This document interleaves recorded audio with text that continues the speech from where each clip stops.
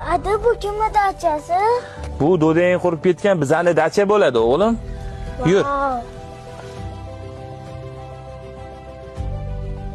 Voy, qaraysan, sizlar ham keldinglarmi? Ham biz ham keldik adam dachalariga. Voy, jiyan, adam dachalar demagin, bizani dachamiz degan. Bu sizlarning dachalar emas. Do'dam adamga tashlab ketganlar bu dachani. Ha, shunaqa degan, hali ko'ramiz bu dacha kimniki bo'lishini. Bu dacha Babram adamniki bo'ladi. O'zimlasha, menga kichkina bo'lib turibchi, aql o'rgatmagin, tushundingmi?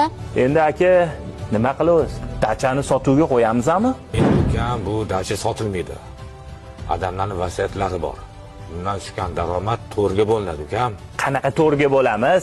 Nimalar devoz? Qanaqa singil? Ularning eri bor, eri olib bersin. Ni balo qilma menga.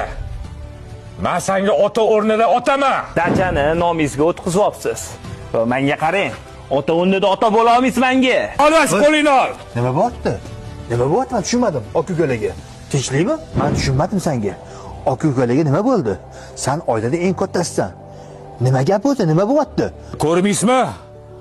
Ota meros dachani sotaman deyapti. O'zi gaplashib qo'ying. Sen men bilan yur.